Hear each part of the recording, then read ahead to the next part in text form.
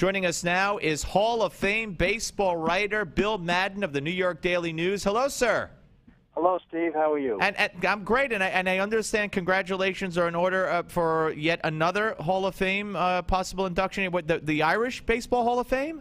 Oh, yeah, that was earlier this summer. Yeah, I can't get enough of my Hall of Fame. I'm telling you. No, good. Look, you deserve every accolade and honor that you get. Oh, thanks, Steve. I mean, you're one of the greatest of all time, and I'm honored to have you on the show. Honored to know you for I don't know how many years, but it's a hell of a lot of years, and to have read you for all those years as well. Okay, so where are we in the process here? You know, Alex Rodriguez was asked yesterday during his rehab stint at AA ball whether or not he has either talked to the commissioner or is scheduled to talk to the commissioner. He said no, but even if I was, I couldn't tell you. We've been asked not to talk about it. So what do you know? Where do we stand with these players who face suspension having gone through the process so far? Well, as you know, this has been an ongoing investigation of this biogenesis clinic in South Florida, operated by this Tony Bosch fellow who the records from this clinic were made public, were stolen, I guess, out of the clinic by somebody, a disgruntled employee of Bosch's or whatever. And that opened up this whole Pandora's box, and all these players' names showed up on these records, A-Rod repeatedly on there.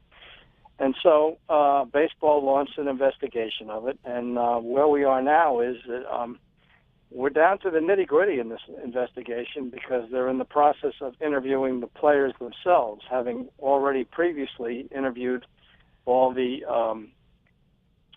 witnesses or people who work with Bosch, and most importantly, Bosch himself. And once they got done with that, then they start to interview the players because of the fact that, you know, they ask the players, can you answer to these allegations and these things that we have, these records and everything else. Problem is, all of the players are pleading the fifth in these meetings that they're having with them. So I assume these meetings, A-Rod will be meeting with them in Miami on Friday, and I assume his, like all the other meetings, will be not very long. But the fact that they're interviewing the players now is a strong indication that they are winding down this whole investigation. And then following this, I think we will probably see suspensions coming down. I wouldn't say in days. I would say probably more like weeks.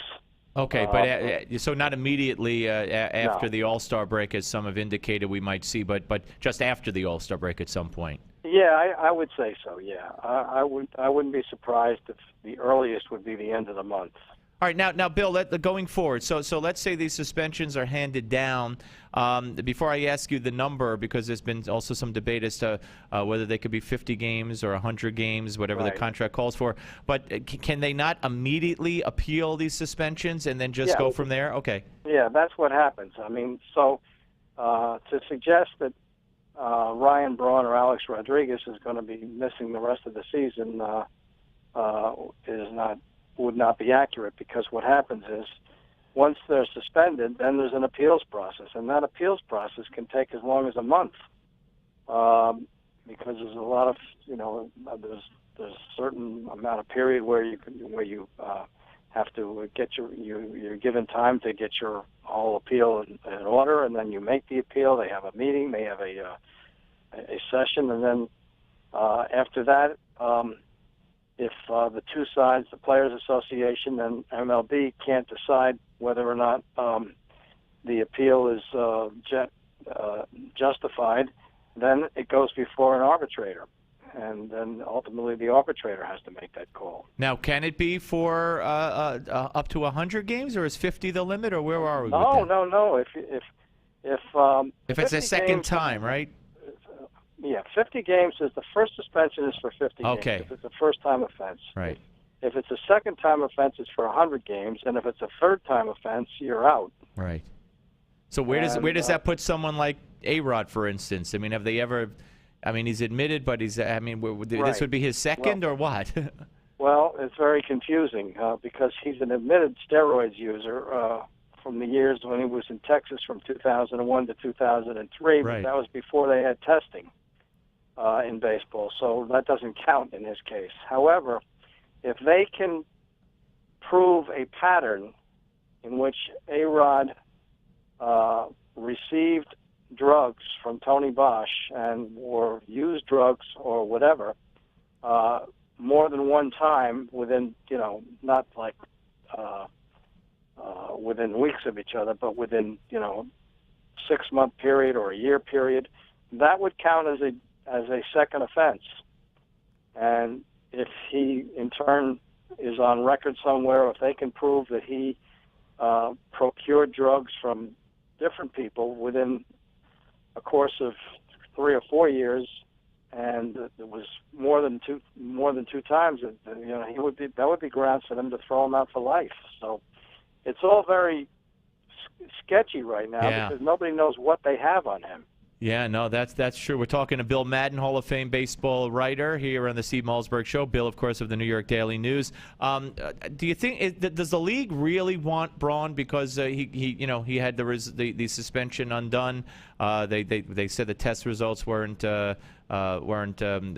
handled properly, and A-Rod because apparently he may have lied so many times.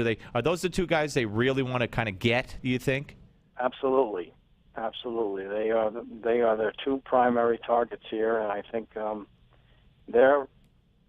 I would say that they're looking to figure out a way how they would like to. I'm sure that if they had their way, they would throw these two guys out for good. All right, so let's go to A-Rod. How mad they are at them. Okay, let's go to A-Rod for a second. I mean, it's very. How do I put this? I mean, I'm not in the sports scene anymore, so I'm not at games and all that, and I'm not in the press box. But it's very rarely talked about, certainly on broadcasts.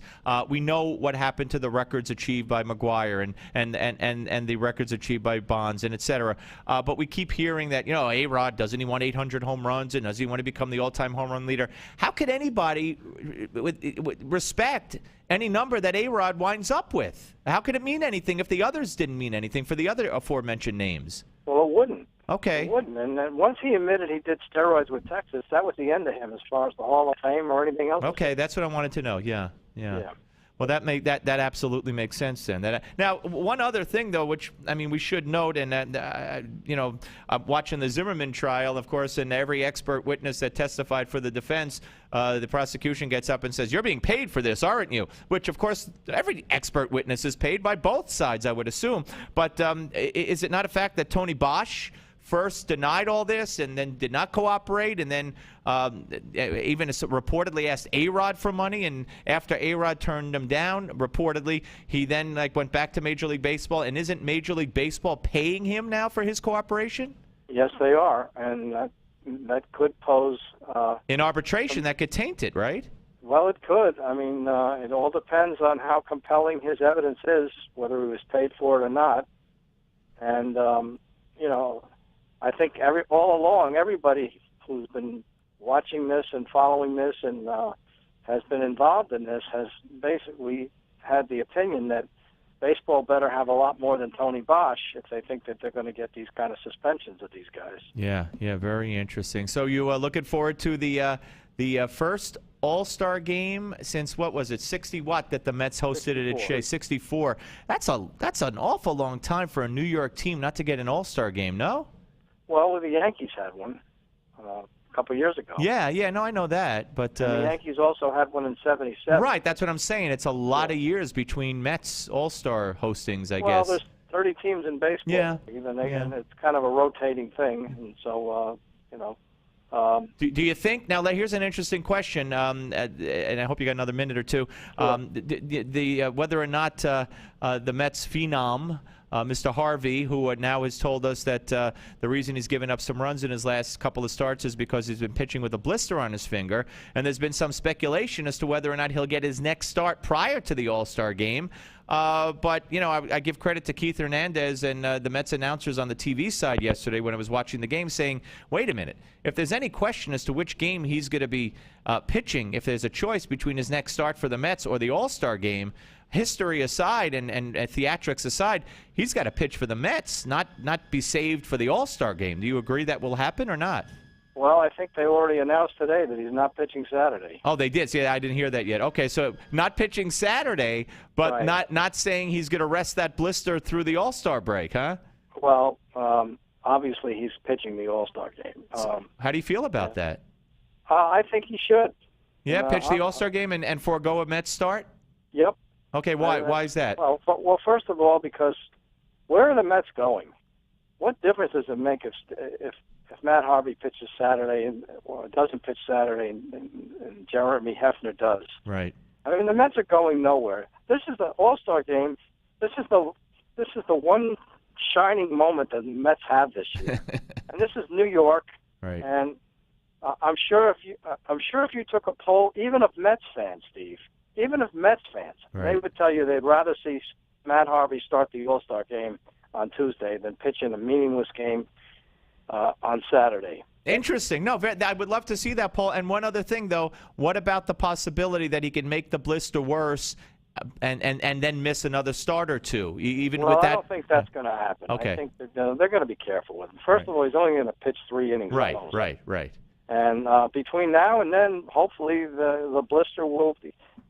Who knows if the blister would still be a factor on Saturday? I mean, it takes a while for these blisters to heal. It depends on the severity of them. But I remember Nolan Ryan back in the 60s and 70s, the famous Nolan Ryan blisters, where he took care of them by dipping his fingers in pickle brine. Yeah. It was a famous story, and then that pickle brine all of a sudden became the pitcher's remedy for blisters. And so I'm hoping, I said to somebody the other day, I said the Mets' most important acquisition at the trading deadline should be an extra supply of pickle brine. Well, I worked at McDonald's as a kid, and I stuck my fingers in plenty. I guess it was pickle brine and the pickle juice in the pots where you put the pickles on the Big Macs and burgers. So I never got a blister. Then again, I never pitched. So maybe there's a correlation there. Hey, Bill, great to talk to you as always. Thank you very much.